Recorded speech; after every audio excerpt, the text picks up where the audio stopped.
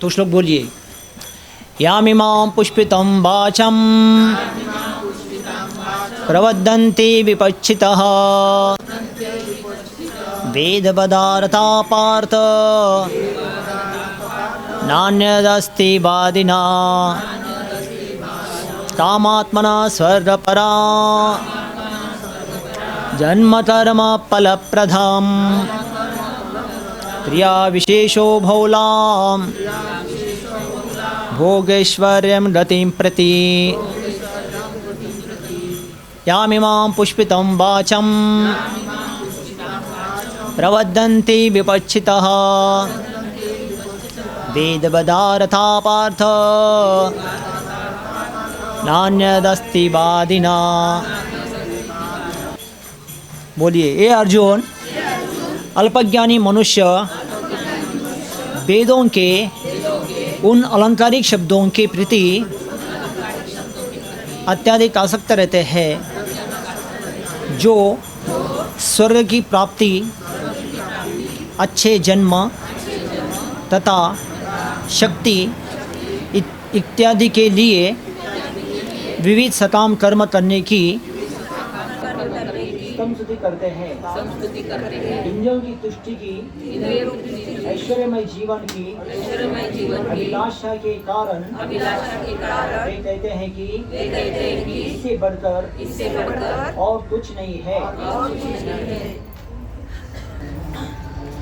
तो बहुत अच्छा श्लोक है ये श्लोक में कौन किसको बोल रहे पता है? भगवान अर्जुन को बोल रहे। हाँ, भगवान बोल रहे यामिमां पुष्पितं वाचं प्रवदन्ति विपच्छिता।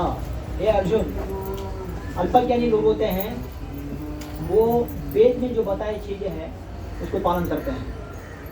तो वेद में पालन करने वाले लोग हैं वो बड़े ज्ञानी नहीं है। क्या है? अल्पज्ञानी।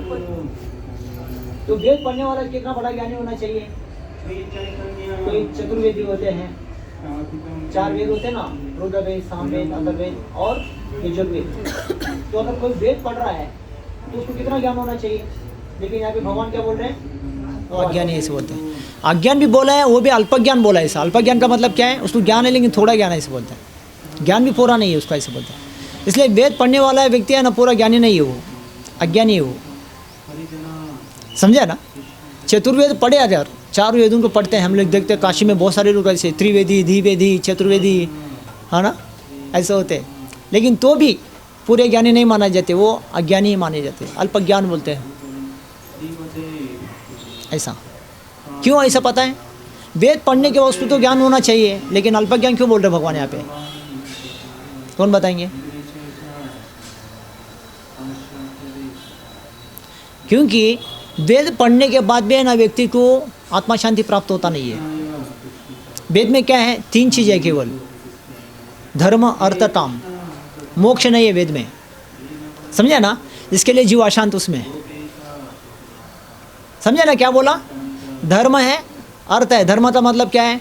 अलग अलग कर्मकांड, पूजा पाठ करना है, देवी देवताओं का पूजा कैसे करना है, पितरों का क्या करना है, वास्तु क्या करना है, भूमि पूजा क्या करना है, हाँ, अलग अलग कुछ भूत प्रेत होता है तो उसके लिए क्या करना है, ये ऐसा सब वेद में बताए। कर्मकांड, पुण्य कर्म, हाँ, ये धर्म काम है। हालांकि पाप नहीं, पुण्य है, लेकिन पुण्य का भी काम होता है ना, तो उसका होने के बाद वो फल को झेलने के लिए ना जीव को मुक्ति होता है, उसका जन्म मरण होता है, फिर से जन्म लेना पड़ता है, फिर से मरना पड़ता है, इसलिए उसका मुक्ति होता नहीं है। कब तक मुक्ति होता नहीं है? हाँ, भगवान की भक्ति होता नहीं ना, तब तक उसका मुक्ति होता नहीं है। तो वेदों को पढ़ के अगर कर्मकांड के कार्य करते रहेंगे ना, वो अच्छा है, लेकिन उसका जन्म मरण चलते रहता, मुक्ति नहीं होगा। भक्ति जब तक होता नहीं ना, उसका मुक्ति होता नहीं। इसके लिए वो अज्ञान बोलते हैं, ज्ञान नहीं है।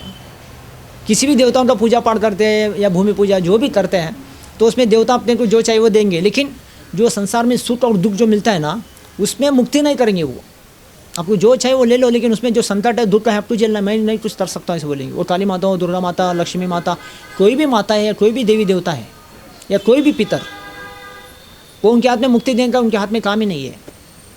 मुक्ति कौन देते हैं? हाँ, मुक्ति माता भी एक माता है, मुक्ति माता सबको मुक्ति देती है, समझा ना? सबको मुक्ति देने वाली मुक्ति माता। एक बार भगवान कृष्ण को पूछा था, भगवान कृष्ण बलराम जो चरण में जा रहे थे वृंदावन में, तो मुक्ति माता ने पूछा, अरे लाला, मैं सबको मुक्ति देता हूँ, मेरा मुक्ति कैसा होता है संसार से? मुक्ति माता भी पूछा, मैं सबको मुक्ति देता हूँ, मेरा मुक्ति कैसा होता? तो भगवान ने क्या बोला, आप सबको मुक्ति देते हैं, मुक्तिनाथ तो मेरा नाम है, मुकुंद मेरा नाम है, मैं सबको मुक्ति देता हूँ। लेकिन मुक्ति माता बोल रही है मैं सबको मुक्ति देता हूँ। उसको इस चीज़ का गर्व अहंकार हो गया, सबको मैं मुक्ति देता हूँ, मेरा मुक्ति कैसा होगा? तो भगवान ने बोला, मेरे जो भक्त हैं ना, मेरे भक्त जो मेरे लिए जीवन समर्पण करते हैं, उनके चरणों में आप बैठे रहो, उनके चरणों की सेवा करते रहो, आपकी मुक्ति उधर होगा, ऐसा बोला उन्होंने। क्या बोला है? मेरे जो भक्त लोग मेरे शरणागत होकर मेरी जो भक्ति सेवा करते ना, आप उनके चरणों में लेटो, आपकी मुक्ति उधर होगा, ऐसा बोला। मुक्ति माता को यहाँ पे स्थान दिया भगवान ने, कहाँ पे? भक्तों के चरणों के धूल में। क्यों? क्योंकि मुक्ति है ना, मुक्ति के बाद ही व्यक्ति का भक्ति स्टार्ट होता है। अभी भक्ति के बाद क्या होता है? लोग बोलते हैं भक्ति करो मुक्ति हो जाएगा। भक्ति के बाद क्या है? उसको भगवान कृष्ण के पास जाना है, वैकुंठ धाम में या गोलोक वृंदावन, जहाँ पे राधा कृष्णा ललिता विशाखा या देवकी वसुदेव, है ना, नंद बाबा यशोदा मैया, वहाँ पे भगवान गोचारण लीला करते, वृंदावन धाम। तो मुक्ति के बाद भक्ति, भक्ति के बाद क्या है? भगवान के धाम वैकुंठ धाम में सीधा, या गोलोक वृंदावन धाम में। तो मुक्ति मतलब क्या होता है? मुक्ति मतलब ये सारे भौतिक बंधनों से मुक्त होना चाहिए उसको। ऑलरेडी अगर मुक्त हो गया ना, उसका भक्ति स्टार्ट होता है। इसलिए हम लोग भक्ति कर रहे हैं ना, सबसे बड़ा पुण्य काम है। इसलिए भक्ति सबको मिलता नहीं है। दान धर्म कोई भी करेगा, पूजा पाठ कोई भी करेगा, जब तक कोई भी करेगा, अलग अलग उपवास तपस कोई भी करता, लेकिन ये सब छोड़ के एक जगह बैठ के थोड़ा माला जप करो, कोई नहीं करेगा। ये बहुत कठिन लगेगा इसको, समझे ना? थोड़ा हफ्ते में एक दिन सत्संग में आओ, नहीं करेगा। कुछ ना कुछ बहाना बताएगा, लेकिन नहीं करेगा। क्यों? क्योंकि भक्ति सबका हाथ का बात नहीं है। बाकी कर्मकांड सब लोग कर सकते हैं, लेकिन भक्ति कई गिने चुने पुण्यात्मा ही करते हैं। और जिसका भक्ति है ना, उसको भगवान के पास जाना निश्चित है। इसलिए कर्मकांड सब लोग करेंगे, लेकिन भक्ति सब नहीं करेंगे। भक्ति सबका होता नहीं। तो प्रभुपाद बोलते भक्ति इतना कठिन है, जैसे कोई समुंदर है, कलकत्ता में या बॉम्बे में बड़ा समुंदर है, समुंदर में नीचे जाके लोग पिलर उठा के ऊपर लेके आते हैं। कितना कठिन काम है। अंदर 10-10 दिन 15-15 दिन रहना पड़ता है पानी के अंदर। देखो कैसे करते हैं, इतना कठिन काम है। समुद्र के अंदर से पिलर ला के ब्रिज बनाते हैं उसके ऊपर। वो आसान है क्या? वो ब्रिज बनाना में काम कठिन है, वो भी कर लेते वो लोग। ब्रिज भी बनाते, देखते ना समुद्र में, वो लोकल ट्रेन जाता है समुद्र के ऊपर से, है ना, अंदर जाके पिलर मारते, पिलर ऊपर लेके आते हैं और उसके ऊपर से ब्रिज बना लेते, ट्रेन चालू करते हैं। मेट्रो आजकल चालू हो गया कलकत्ता में, बॉम्बे में भी। कितना कठिन काम है। तो प्रभुपाद बोलते हैं ये इतना कठिन काम है, लेकिन उसको बोलो ना ये सब छोड़ो, थोड़ा माला जप करके बैठो, नहीं करेगा। ये उससे भी कठिन है, समझे ना? इतना कठिन काम करेगा, लेकिन छोड़ के थोड़ा ध्यान से बैठ के थोड़ा एक माला जप करो, उसको उससे भी ज़्यादा कठिन लगेगा ये। लेकिन काम आसान है, कुछ नहीं करना है, समझे ना? इतना बड़ा झमेला उठा रहा आदमी, भोजा उठा रहा है, 6 रोटी खाता है या 6 घंटा सोता है, लेकिन इतना टेंशन उठाता है, इतना भोजा उठाता है। उसको सब छोड़ो, एक जगह बैठो, थोड़ा जप करो, उससे भी कठिन उसको ये लगेगा, ये करना नहीं करेगा। इसके लिए इतना कठिन काम करेगा, लेकिन ये माला जप करना कठिन है क्या? लेकिन उसको बहुत कठिन लगेगा, नहीं करेगा, मन सताएगा, मन भटकेगा इधर उधर, तो उससे भी ज़्यादा कठिन लगता है उसको। लेकिन काम क्या है? बहुत आसान है, लेकिन करता कोई नहीं है। मैं बोलता हूँ सुबह उठो, अच्छा है, नहाओ धो, भगवान के सामने 2 माला जप करो, उसके बाद अपना काम धंधा है, पढ़ाई है, सर्विस है, फैमिली मेंटेन करो, नो प्रॉब्लम। लेकिन कोई करता नहीं है। जितने आप लोग, इतने लोग हैं, संडे के 50-100 लोग, मंडे के क्लास में 50-100 लोग है, मेरे साथ थोड़ा 500-1000 लोग, समझो टोटल हमारे मंदिर में आने वाले 15-20-25 हज़ार लोग हैं। पुणे का पॉपुलेशन कितना है? कितना है टोटल पुणे में? 60-70 लाख पॉपुलेशन पुणे का, और उसमें 70,000 भी लोग नहीं है जो भक्ति करने वाले। देखो इतना क्वांटिटी कम है। बाकी ये सब लोग हैं ना कर्मकांड करने वाले, कोई भी करते नहीं, ऐसा नहीं। सब मंदिरों में जाते, पूजा पाठ, दान धर्म ये सब करते हैं, लेकिन ऐसे भगवान का नाम से, भक्ति से जुड़ो, सेवा करो, ये सब करो, प्रैक्टिकल कोई करता नहीं है। आर्टिफिशियल जो दिखाने वाली चीज़ें हैं ना, सब लोग करते हैं, है ना, और उसमें सबके लिए वो खुशी है, लेकिन खुद के लिए क्या है? बहुत कष्ट दुख है। अभी मैं बोलता हूँ सुबह उठो, नहाओ धो, माला जप करो, तो ध्यान से बैठो, हरे कृष्णा कृष्ण कृष्णा हरे हरे, हरे राम राम राम हरे हरे, ऐसे ध्यान से जप करते बैठोगे ना, इसमें खुशी, खुद को खुशी प्राप्त होता है इसमें। वो सामने वालों को नहीं दिखेगा, हम करेंगे, हमको जरूर इसका फीलिंग होता है ना। जब आप ध्यान से माला जप करोगे, कुछ पढ़ाई करोगे, नहीं तो अभी जैसा सत्संग कर रहे हैं, कितना अच्छा ध्यान है, बाहर का ध्यान पूरा भटक जाता है, इधर एकदम शांत हो जाता है कि नहीं होता ना। तो ये बाहर लोगों को दिखता है क्या? ये सामने वालों को दिखता है क्या? लेकिन खुद को दिखता है कि नहीं है? तो देखो और बाकी जितने भी कर्मकांड ये सब कार्य करते ना, वो दूसरों को दिखता है लेकिन खुद को नहीं दिखता वो। इसके लोग वो सब करने के लिए तैयार है, लोगों के नज़र में दिखता है ना सब, उसको करने के लिए तैयार होते हैं। कितना भी बड़ा कुआं खोदो, कुआं खोदेंगे, पानी भरो, पानी भरेंगे, पानी बांटो, पानी बांटेंगे पीने के लिए, दवा बांटो, खाना बांटो, ये सब ना। अभी जैसा भी 26 जनवरी आ रहा है, 26 जनवरी में सब गरीबों को खाना बांटते, लड्डू बांटते, दवा पानी बांटते हैं ना, ऐसा। तो नए साल के उपलक्ष्य में सब करते हैं। ये सब लोगों को दिखाने के लिए सब करेंगे, लेकिन उसमें उसको बहुत कष्ट है, उसको खुद तो सुकून होता नहीं उसमें, है ना। लेकिन खुद को हम जब करते हैं ना बैठ के ध्यान से, इसमें जितना हमको सुख और शांति सुकून मिलता है ना, वो सामने वालों को दिखता नहीं। तो जीव का ये स्वभाव है, कर्मकांड करेगा लेकिन ये भक्ति नहीं करेगा।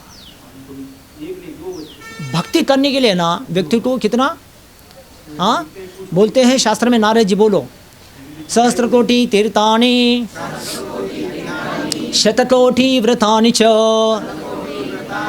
तानि सर्वाणि नामानि विष्णुर्नाम कीर्तनात्। तो सहस्त्र कोटि तीर्थानि ऐसा बोलते हैं। सहस्त्र कोटि तीर्थ यात्रा करके पुण्यात्मा होना पड़ता है भक्ति करने के लिए। सहस्त्र कोटि, एक नहीं दो नहीं, कितना, सहस्त्र कोटि तीर्थानि और शतकोटि व्रतानि। शत मतलब 100 बार उसको व्रत करना है। सोमवार उपास करते, कई लोग मंगलवार उपास करते, कोई बुधवार उपास करते, ऐसे उसको 100 जन्म उपास रखना पड़ता है। और सहस्त्र तीर्थ यात्रा करना पड़ता है उसको। सहस्त्र कोटि तीर्थानि शतकोटि व्रतानि तानि सर्वाणि नामानि। इतना जब पुण्य इकट्ठा होता है ना, वो पुण्य का अधिकारी वो हो जाता है नाम जप करने का अधिकारी। वो नाम जप कर सकता है, हरे कृष्णा कृष्ण कृष्णा हरे हरे। हाँ, इतना पुण्य बैंक बैलेंस होता है ना, तभी वो व्यक्ति नाम जप करने का अधिकारी बन जाता है। जैसा कोई बोलता है ना, आप 1 करोड़ दे दो तब आप फ्लैट बुकिंग कर सकते हैं, तब तक आपको हम चाबी नहीं देंगे, ऐसा बोलते हैं ना। तो जब तक 1 करोड़ देते नहीं तब तक वो आपको नाम से, आपका नाम से नहीं कर सकता है। ऐसे जब व्यक्ति सहस्त्र कोटि तीर्थ यात्रा करता है, शतकोटि व्रत कर लेता है, इतना पुण्य इकट्ठा होने के बाद वो नाम जप करने के, नाम के भक्ति करने के अधिकारी बन जाता है वो। इसलिए नाम जप कोई नहीं कर सकता ये। और काम तो आसान है, कोई कठिन नहीं है, लेकिन कठिन काम अभी कर रहा है। इतना ब्रिज उठाना, ब्रिज बनाना, ये सब कर रहे हैं, लेकिन आसान काम नहीं कर पाता व्यक्ति। क्यों? क्योंकि वो पुण्य नहीं है। इसलिए साधु संघ में आते ना, तो साधु संघ में आने से उसको इतना बड़ा पुण्य प्राप्त होता है। इसको ऐसे बोलते हैं। क्या पुण्य प्राप्त होता है? शतकोटि व्रत करने का, सहस्त्र कोटि तीर्थ यात्रा करने का। तानि सर्वाणि नामानि, ये सारा पुण्य का फल है, नाम जप करने का अधिकारी बन जाता है वो। ना, तानि सर्वाणि नामानि विष्णुर नाम कीर्तनात्, भगवान का नाम कीर्तन करने का वो अधिकारी बन जाता है। इसलिए हमको सोचना चाहिए, मैं जप कर रहा हूँ ना, जब में हमको फोकस करना चाहिए, ध्यान से जप करने के लिए मंत्र बोलने चाहिए ना, हरे कृष्णा कृष्ण कृष्णा हरे हरे।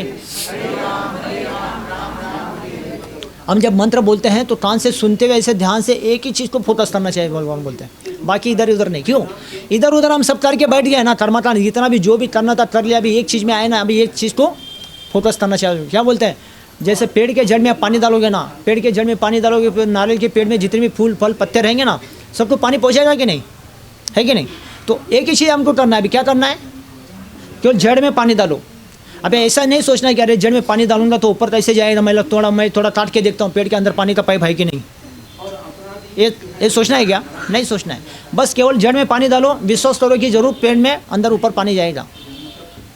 तो भगवान कृष्ण की जब भक्ति करते व्यक्ति ना, तो जितने देवताओं को, पितरों को, हमारा जो भी भूमि पूजा, वास्तु पूजा, ये पूजा वो पूजा करके पुण्यात्मा बनना चाहता है, सबको पुण्य भगवान अपने यहाँ पहुँचा देते हैं। ये भक्ति का तत्व ही ऐसा है। ये कैसा? ये ऐसा ही है जैसा पेड़ के जड़ में पानी डालने से कैसा होता ही है। तो एक पेड़ के जड़ में डालने से ऐसा हो जाता है, तो भगवान की सेवा में, भगवान के चरण में जाके कोई करने से क्या नहीं होता है? सब कुछ होता है। तो एकलेश्वर कृष्ण आर्य सर्वभृत ऐसे बोलते हैं। भगवान कृष्ण एक है, बाकी सारे 33 करोड़ देवी देवता, डेमिगॉड्स, सब भगवान के शरीर के अंग है। ये सारे सृष्टि को रचना करने के लिए भगवान ने सारे देवताओं को नियुक्त किया। तो भगवान की सेवा करते हैं तो सारे देवताओं की सेवा भी, सारे पूजा पाठ भी सब खुश हो जाता है। इसलिए बोलते हैं यहाँ पे नारद जी, सहस्त्र कोटि तीर्थानि शतकोटि व्रतानि, सारे देवी देवताओं का पूजा पाठ, व्रत, जप, तप सब हो जाता है। इतना पुण्यात्मा हो जाता ना, तब वो भक्ति करने का अधिकारी बन जाता है। इसलिए भक्ति सब लोग नहीं करते, इतना बड़ा पुण्य लगता है। और जिसका भक्ति हो गया ना, वो व्यक्ति का क्या है? भगवान के धाम में जाना निश्चित हो गया, 100% भगवान के धाम में जाता हुआ। अभी भक्ति आपको कितना करना है फिर? 100%, 2%, 3%, 1% भी करते तो, अभी इसके आगे हम श्लोक में आएगा, इसके पहले वाले श्लोक में हम चर्चा किया था। हाँ, इसके पहले वाले में श्लोक में भगवान ने बोला था भक्ति करना कितना, बोलो नेहा विक्रमणा स्वस्ति प्रत्यवायो न विद्यते स्वल्पमप्यस्य धर्मस्य त्रायते महतो भयात्। तो देखो नेहा विक्रमणा स्वस्ति, हे अर्जुन अब जो कार्य कर रहे हैं इसमें थोड़ा भी अदर करोगे, नेहा विक्रमणा स्वस्ति प्रत्यवायो न विद्यते, वो कभी वेस्ट नहीं जाएगा, ऐसा बोलते हैं, कभी वेस्ट नहीं जाएगा। स्वल्पम अप्यस्य धर्मस्य, धर्म का कार्य अगर स्वल्प भी कोई करे 1%, 100% नहीं, कितना 1%, एक कदम आगे बढ़ाओगे भगवान हमारे लिए 10 कदम आगे बढ़ाएंगे। हाँ, स्वल्पम अप्यस्य धर्म से त्रायते महतो भयात्। तो आपको बड़े बड़े संकटों से, दुखों से, कष्टों से, सारे समस्याओं से मैं आपकी रक्षा करूँगा बोलते भगवान। कितना परसेंट करना है बोले, 100% नहीं बोला, कितना 1% करना है बस। इतना करने से तो भक्ति, इसके लिए आपको ज़्यादा भी नहीं करना, थोड़ा भी कर लेते ना पुण्य इतना। तो पुण्य काम में क्या होता है, ये कर्मकांड में हम लोग ना 100% करके भी फेल हो जाते लोग, समझा ना। पुण्य कर्म में भक्ति में कोई नियम होता नहीं है। लोग बोलते हैं ना प्रभु जी जब कभी करने का जब भी आपको स्पेशली घर में पति पत्नी का झगड़ा होता ना, उस टाइम में करो, झगड़ा बंद हो जाएगा, समझा ना। तो इसका कोई टाइम फिक्स नहीं है, जब भी आपको टाइम मिला तब कर लेने का। जो टाइम में जब करते हैं ना वो टाइम का मूल्य बढ़ता है, नहीं तो हर टाइम बेकार टाइम है आज की स्थिति में, है ना। कौन सा टाइम में क्या होगा पता नहीं, तो हर टाइम बेकार है। इसलिए जो टाइम में हम जब करते हैं वो टाइम का मूल्य बढ़ता है। कौन सा दिन में करना चाहिए प्रभु जी शुरुआत, लोग बोलते हैं ना कौन सा दिन, जो दिन में करते हैं ना वो दिन आपके लिए भाग्य का दिन माना जाता है, दिन का भाग्य बढ़ता है। अरे कौन सा दिन, आज अच्छा दिन है मेरा, बढ़िया दिन है, हम बोलते हैं ना। जिस दिन आप शुरू करते हैं ना भगवान का नाम लेना, भक्ति करना, सेवा का, आपका दिन का भाग्य खुल गया, उसका दिन भाग्य खुल जाता है। तो समय, जो समय में करते समय का मूल्य बढ़ता है, जो दिन में करते दिन का भाग्य खुल जाता है। और कौन सा जगह में करना चाहिए, पूर्व पश्चिम दक्षिण उत्तर, कौन सा दिशा में, हाँ कोई भी दिशा में, क्योंकि भगवान उत्तर दिशा में, बाकी दिशा में भूत शैतान है क्या, बाकी सब दिशा में माने तो भगवान सब जगह पूरा पृथ्वी में, हर कण कण में है ना। तो यही है, तो इसलिए जो दिशा में आपको सूट होता है ना वो दिशा में बैठ के क्या करना चाहिए, हरे कृष्णा कृष्ण कृष्णा हरे हरे। तो दिशाएं पवित्र हो जाते हैं, जो दिशा में बैठ के करते हैं वो दिशा है पवित्र हो जाते हैं। जो भगवान कृष्ण जब जन्म लिया था मथुरा में, सारे दिशाएं पवित्र हो गए थे। ये दिशा का महत्व है, समझा। तो दिशा भी फिक्स नहीं है, जो दिशा में आपको बैठने को अवसर मिला अच्छा बैठ के कर लेने का। और उसके बाद कौन सा जगह में बैठना है आपको, बीच में बैठना है, साइड में बैठना है, कहाँ पे बैठना है, थोड़ा आगे सर के माता जी प्रभु जी।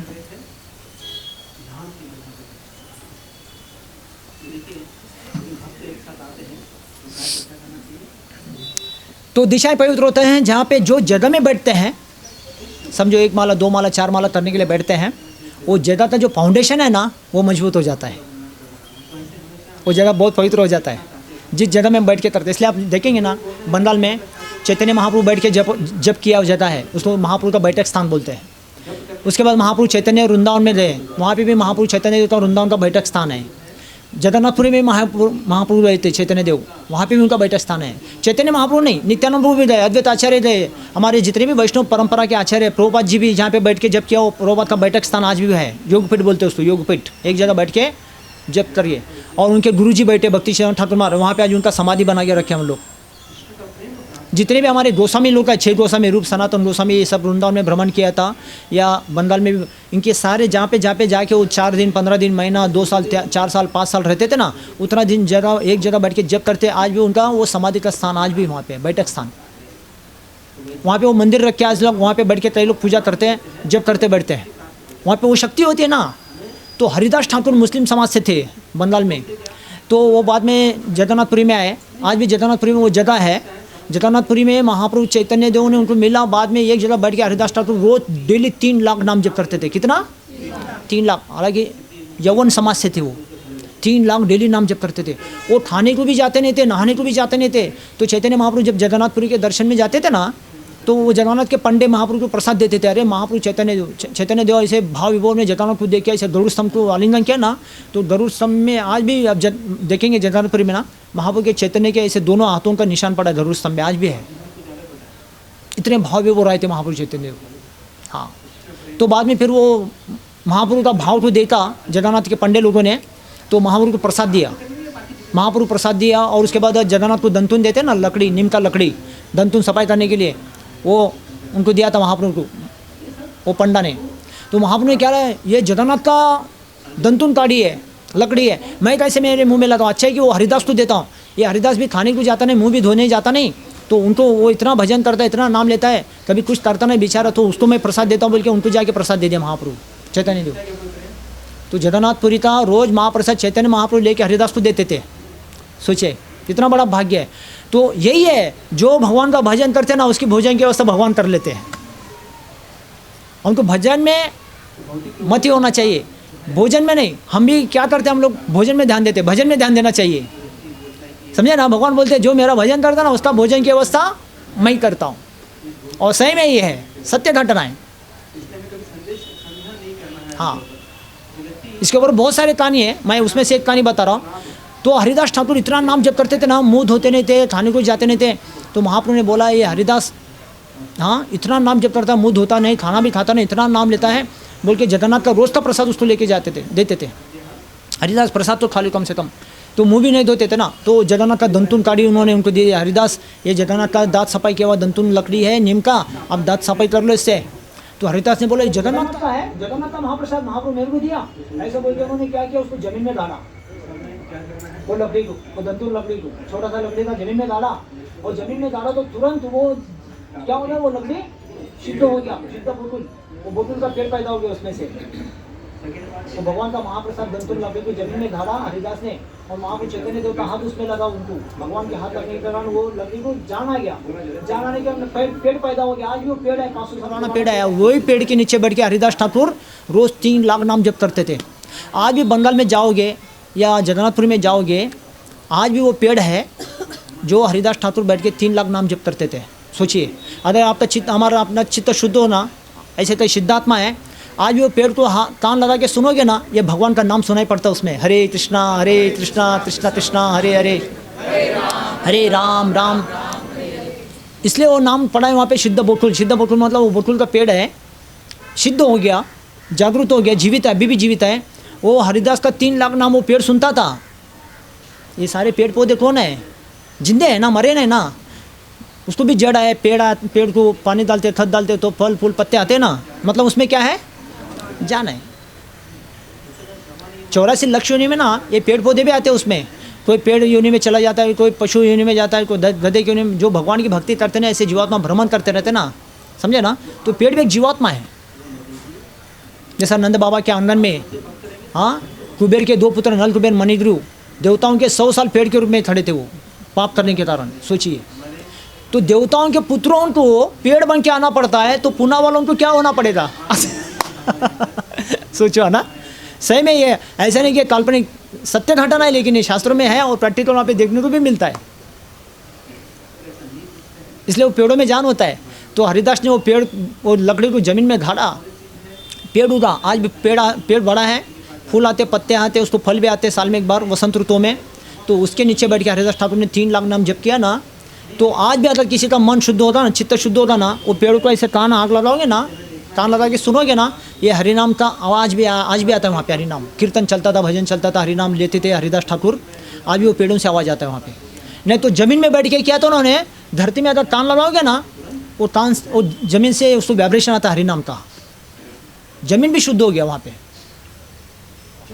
देखिए, तो बोलने का मतलब क्या है, जो जगह में बैठ के व्यक्ति भगवान का नाम लेता है तो क्या होता है, वो बैठक स्थान, वो जगह है, फाउंडेशन मजबूत हो जाता है, वो जगह बहुत शुद्ध हो जाता है। इसलिए हमारे चैतन्य महाप्रभु जहाँ पे गया वहाँ पे बैठक स्थान है, उनका समाधि मंदिर बना हुआ है, गोस्वामी लोगों का बना हुआ है, हरिदास ठाकुर का बना हुआ है, बहुत सारे लोग जहाँ जहाँ बैठ के, हाँ, 1 साल 2 साल 15 साल, जगन्नाथपुरी में महाप्रभु 18 साल थे, 18 साल वहाँ पे गंभीरा बोल के जगह है, वहाँ पे उनका बैठक स्थान बना हुआ है महाप्रभु का। चैतन्य देव अंतिम दिन में, लास्ट दिन 18 साल वहाँ पे थे ना, उधर से फिर वो प्रयाण हो गए, संसार छोड़ के चले गए। वहाँ पे गोपीनाथ की मूर्ति बैठा हुआ है, राधा कृष्ण की मूर्ति बैठा हुआ है।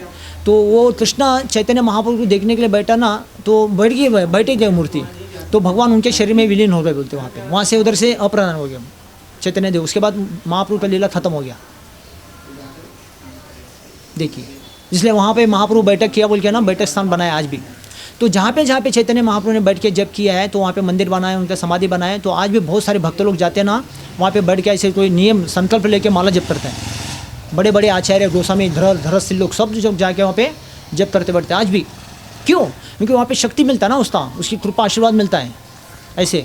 तो इसके लिए जो लोग नाम जप करते हैं एक जगह बैठ के, 2 माला, 4 माला, 6 माला, 8 माला, 10 माला, है ना, जैसा मैं ये दिन भर में 36 माला करता हूँ, तो 16 माला ना मैं बिना उठे करता हूँ, उसके बाद ही मैं पानी पीता हूँ।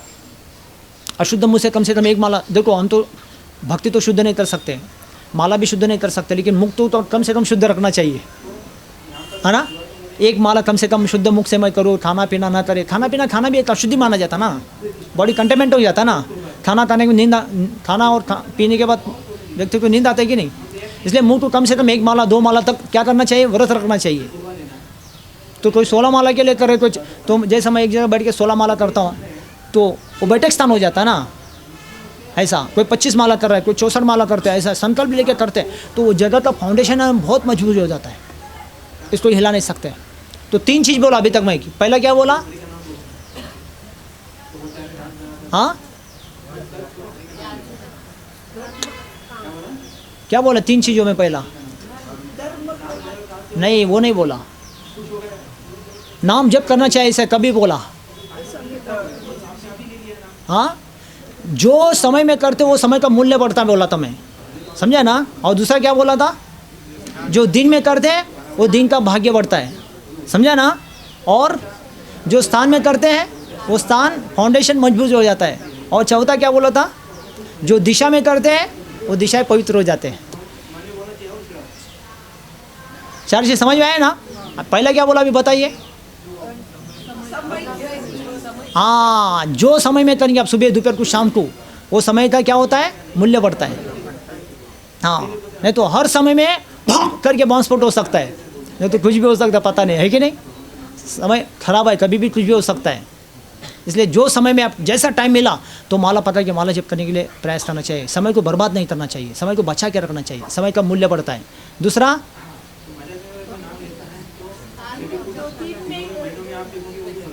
हाँ, कौन से दिन में करना चाहिए? कोई भी दिन में कर सकते, नहीं तो कौन से दिन में भी कुछ भी हो सकता है। नो गारंटी है क्या? नहीं। तो जो दिन में शुरू करते हैं वो दिन का भाग्य बढ़ जाता है। हाँ, और तीसरा, हाँ, जो स्थान करते हैं उस स्थान का फाउंडेशन मजबूत हो जाता है। और उसके बाद हाँ, पूर्व, पश्चिम दिशा, उत्तर दिशा, कौन सी दिशा में, जो दिशा में आपको टाइम सूट हो रहा है उधर बैठ के करने का, अच्छा लग रहा है वो दिशा में बैठ के करने का, वो दिशाएं पवित्र हो जाते हैं। तो ये क्यों मैं बोला, तो ये भक्ति है, इसके लिए कोई रूल रेगुलेशंस, टाइम टेबल ऐसा कोई फिक्स नहीं है। महाप्रभु चैतन्य देव बोला, बोलो, खाइते पीते सुईते जता तता नाम लोए, देश काल नियम नाए, सर्वसिद्धि होए। हाँ, ये चैतन्य भागवत में चैतन्य महाप्रभु वृंदावन ठाकुर बोलते हैं, खाइते पीते सुईते जता तथा नाम लोए, देश काल नियम नहीं, सर्वसिद्ध है। अगर कोई खाता पीता भी है तो भी माला जप करना चाहिए से बोला, क्योंकि खाते खाते कोई मर जाता है, पीते पीते कोई मर जाएगा, पता नहीं। इसलिए उस टाइम में भी भगवान का चिंतन करते हुए खाओ पियो। हालांकि मुख से खा पी रहे, लेकिन मन से चिंतन करो, ऐसे बोलते हो। कई लोग बोलते हैं ना, अरे दादाजी खाते खाते चला गया, कोई पीते पीते चला गया, तो होता ना। तो इसलिए बोलते खाते पीते सुईते। सुईते मतलब क्या है? हाँ, सोते सोते भी क्या करना चाहिए, भगवान का चिंतन करते सो जाओ, नहीं तो सुबह उठने का गारंटी। अरे दादाजी सुबह सुबह चला गया, बोला भी नहीं, रात में तो अच्छा बात किया था, ऐसे बोलते हैं ना। तो गारंटी नहीं है। इसलिए रात को भगवान को प्रार्थना करते हुए, प्रणाम करके हुए सो जाने का, 1-2 माला जप करके सुबह अगर भगवान की कृपा से उठ जाएंगे तो अच्छा है। फिर भगवान को याद करते हुए उठ जाने का। सुबह उठते ही किसी का मुख देखना है तो भगवान का मुख देखना चाहिए। सुबह उठते ही किसी का नाम लेना है तो भगवान का नाम लेना चाहिए। कि सुबह उठते किसी के लिए कुछ करना है तो भगवान के लिए नहा धो के पहला अगरबत्ती लगाओ, दीप लगाओ, कुछ कर्म अच्छा करो, बाद में फिर दिन भर अपना करो। ऐसा दिन बिताना चाहिए, दिन और रात। हाँ, इसलिए बोलते सुईते। सुईते मतलब सोते, सोने से पहले भी जब करके सो जाओ, सोते सोते चिंतन करते सो जाओ, भगवान के अच्छे अच्छे विचार सपने आएंगे, नहीं तो सोने में खो जाएंगे कोई, है कि नहीं। तो हमारे लिए क्या है, सोना भी क्या है, भक्ति है। सोना भी, नहीं तो बेचारे बाहर सो नहीं पाते, मालूम है क्या? सोने के लिए नींद की गोली लेना पड़ता है, सो नहीं पाते। सोने के लिए ड्रिंक लेके सो जा बोलते डॉक्टर, टेंशन में तनाव में लोग सो नहीं पाते, ड्रिंक लेके सो जाते तो भी 6 घंटे बाद नशा उतर जाता है, फिर से उठ जाता है, वो नींद टूट जाता है ना। दनलक गद्दी लगा के सो जाते, नींद आते नहीं बेचारे, टेंशन तनाव के कारण। एसी रूम में सोते तो भी नींद आता नहीं है, कचवा जलाओ मच्छर भगाओ तो भी नींद आता नहीं है कि नहीं। लेकिन अपने हरे कृष्णा के भक्त कितने अच्छे, बैठे बैठे सो जाते है कि नहीं। माला पकड़ते ही नींद आता है कि नहीं। कितने लोगों को आता है, हाथ उठा देखेंगे। अरे सबको आता है मेरे है ना। कभी कभी ये झोला देखते ही नींद आता है लोगों को, अभी नींद आने वाला पता ये झोला का ही नींद है ना इसमें। हाँ ये एकड़ा दे दो बोलता है, दे दो आता झोपणार है मी। हाँ ऐसा इसमें जरूर नींद पकड़ता ही है। एक लड़का बोला प्रभु जी मेरे को नींद नहीं आ रहा है, ऐसा बोला। मैं बोला क्या हो गया, मेरा मोबाइल खो गया, ऐसा बोला वो मोबाइल के कारण 2-3 दिन से नींद आए नहीं, खाना खाए नहीं, प्रभु जी 25,000 का मोबाइल था, ऐसा बोला। तो क्या करना चाहिए, ऐसा बोला। तो मैं बोला माला जप करो, बहुत अच्छा नींद आएगा। वो क्या बोलता है, ये माला का और नींद का क्या संबंध है, ऐसा बोला। मैं बोला बहुत अच्छा कनेक्शन है, बोला अब करके तो देखो। मेरे को भी 40 साल का अनुभव है, बोला मैं भी 1986 से कर रहा हूँ, मेरे को भी बहुत अच्छा अनुभव है, अभी करके देखो बोला। तो खर्चा कितना आएगा, मैं बोला 50 रुपये, 20 रुपये, 25 रुपये माला ब्याग का लगेगा, तो 50 रुपये। तो बोला दवा के लिए तो बहुत खर्चा किया प्रभु जी, वहाँ नहीं थोड़ा चलो, ऐसा बोला। तो माला दे दो, माला दे दिया। तो कितना माला करना पड़ेगा, ऐसा बोला। हम तो ऐसे 16 माला करते हैं, अब 2 माला तो शुरू करो, मैं बोला कम से कम। तो वो कर रहा 1 माला। अच्छा मैं बोला संडे को शाम को सत्संग में आ जाओ, आज आए नहीं। तो 2 माला करने के लिए बोला, 1 माला तो मुश्किल से हो रहा, दूसरा माला तो बोल रहा नहीं हो रहा स्वामी जी, ऐसा बोलता। वो फ़ोन करके पूछा उसको माला हो रहा है क्या, बोलता है माला नहीं हो रहा, अभी नींद हो रहा है, ऐसा बोल रहा हूँ मैं बोला कितना माला कर रहे, 1 माला करता हूँ, दूसरा माला में बार बार माला नीचे गिर जा रहा है, फिर उठा के कर रहा हूँ, फिर से गिर जा रहा है, फिर उठा के कर रहा हूँ, 1 माला के लिए 1 घंटा लग रहा है, ऐसा बोल रहा हूँ वो बोल रहा है माला में बहुत शक्ति है स्वामी जी, इसमें बहुत अच्छा नींद आ रहा है, ऐसा बोल रहा है, इसलिए माला पकड़ के मैं सो जाता हूँ, 1 घंटे के बाद देखता तो उठ जाता हूँ सही में है ना। लोग सो नहीं पाते इसलिए माला पकड़ के सो जाते, इसके मतलब ऐसा नहीं कि ऐसे सो जाओ। तो सोना भी भक्ति है हमारे लिए। बेचारे ने तो क्या क्या प्लानिंग करके एसी रूम में दंगलब गद्दी लगाते हैं, उसमें सो जाते, एसी लगा के वो सो जाते, दवा लेते सोते तो भी नहीं आता नहीं, शराब पी के सोते तो भी नींद आता नहीं, कचवा जलाओ मच्छर भगाओ तो भी नींद आता नहीं। लेकिन अपने भक्त लोग कितने अच्छे हैं, बैठे बैठे भी सो जाते हैं। देखो तो सोना भी भक्ति है कि नहीं। हाँ सोना भी भक्ति है बोल के फिर अगले हफ्ते में अब तकिया लेके गद्दी लेके आएंगे सोने के लिए इधर आराम से। अरे ऐसा नहीं करने का। बाई चांस बैठे बैठे कभी नींद आता ना, वो अच्छा है, चलो प्रॉब्लम नहीं है। हाँ जैसे चाणक्य पंडित ने बोला नींद को आराम नहीं है, ऐसा बोला उन्होंने। जिस व्यक्ति को अगर नींद चाहिए तो उसको आराम चाहिए, धनलाभ गद्दी चाहिए, सिर्फ जरूर नहीं। मैं देखा जगन्नाथपुरी में, वो जगन्नाथ के जो पंडित रथ यात्रा में रथ बनाते ना, वो रथ दिन भर बनाया, रात के सोते टाइम में वो लकड़ी के खाट के ऊपर ही सोया, ऐसे ही। इतना ही छोटा लकड़ी का काट था, चाहे तो उधर भी गिर सकता, नींद में इधर भी गिर सकता, लेकिन उसके ऊपर खराटे मार के सो रहा था वो। रात को 10 बजे मैं देखा था रथ आते के टाइम में। तो सोचा आदमी तो देखा गद्दी भी नहीं, कुछ भी नहीं, उसके ऊपर अपना गमछा डाला और सो लिया और खराटे मार रहा है। मैं सोचा सोने आदमी अगर नींद है तो कहीं भी सो सकता है, लकड़ी के खाट के ऊपर भी सोया। वो रथ का खाट बनाया ऐसा, उसके ऊपर सो रहा था वो। और थोड़ा ये ढुलकी लग गया, इधर भी गिर सकता उधर भी गिर सकता है ऐसे, लेकिन उसके बीच में बराबर वो कंट्रोल करके सोया है। सोचिए। और रास्ते में बड़े बड़े फोकस हेलोजन लगे हैं, चारों तरफ से गाड़ी भी जा रहे हैं और उसके बीच में वो खराटे मार के सो रहा है। अभी लोग क्या क्या प्लानिंग करते हैं, पूरा कमरा बंद करते हैं, एसी लगाते हैं, है ना, आवाज़ भी नहीं आना चाहिए, डिस्टर्ब नहीं होना चाहिए, ऐसे सोते तो भी नींद आता नहीं है। क्यों? एक प्रकार का नींद नहीं आना एक प्रकार का बीमारी है, समझा ना। लोग जल्दी सोते नहीं, क्या कारण है? बीमार है, इसके लिए नहीं सोते जल्दी। जल्दी उठते नहीं, दूसरा कारण क्या है? बीमार है, इसके लिए जल्दी उठते नहीं। जल्दी सोना भी स्वास्थ्य के लिए अच्छा होता है, जल्दी उठना भी स्वास्थ्य के लिए अच्छा होता है, इसलिए जल्दी उठते नहीं, जल्दी सोते नहीं। मतलब क्या है? शरीर में एक प्रकार का बीमार है, इसलिए हमको प्रयास करना चाहिए। इसलिए जल्दी सोना जल्दी उठना एक प्रकार का योग पद्धति है। ऐसा योग करता है ना, जल्दी सोना जल्दी उठने का आदत लगाए ना, एक योग पद्धति यही है। ऐसा योग करने से शरीर निरोग हो जाता है, उसको कोई रोग लगता नहीं है, समझे ना। हाँ तो मैं क्या बोलना चाहता था अभी बताओ, देखेंगे। खाते पीते सुईते जता तथा नाम ले देश का नियम नहीं सर्वसिद्धि है। खाना पीना सोना जो भी करना करते, लेकिन एक व्यक्ति को सिद्धि प्राप्त हो जाता है। तो भक्ति तत्व में महापुरुष चैतन्य या भगवान शास्त्र में बताते हैं कोई नियम कानून ज़्यादा कुछ भी नहीं है। अगर कर्मठान पालन करने जाओगे ना, आपको दिन देखना पड़ता है, रात देखना पड़ता है, समय देखना पड़ता है, मुहूर्त देखना पड़ता है, पक्ष देखना पड़ता है, तिथि देखना, सब देखना पड़ता है ना। फिर हमारा ग्रह शनि, हाँ वो देखना पड़ता है, फिर गोत्र देखना पड़ता है, पूजा करने के लिए, वास्तु करने के लिए, ये सब कर्मकांड को लागू होता है। थोड़ा भी उसमें मिस्टेक होता है ना, उसमें सफलता प्राप्त होता नहीं है, निष्फल, कोई फल नहीं है। लेकिन भक्ति में, इसलिए कर्मकांड कठिन है, भक्ति आसान है, ऐसा बोलते हैं, समझे ना। इसलिए कर्मकांड में सब लोग कर सकते हैं, लेकिन भक्ति का कार्य सब लोग नहीं करते। गिने चुने पुण्यात्मा लोगों को ही भक्ति का कार्य मिलता है। इसलिए हमको समझना चाहिए, मैं जो भक्ति कर रहा हूँ, भगवान का नाम लेना, हरे कृष्णा कृष्ण कृष्ण हरे हरे, ये भक्ति का कार्य है। बहुत जन्म का पुण्य के बाद हमको मिला समझने का, इसको हमको फोकस करके अच्छे से ध्यान से इसको करते रहना चाहिए, समझा। इसको छोड़ना नहीं चाहिए। बाकी तो हम लोग जो कर्मकांड कार्य करते रहना चाहिए, लेकिन ये भक्ति का कार्य को उसको नहीं छोड़ना चाहिए कि ये सबको नहीं मिलता है।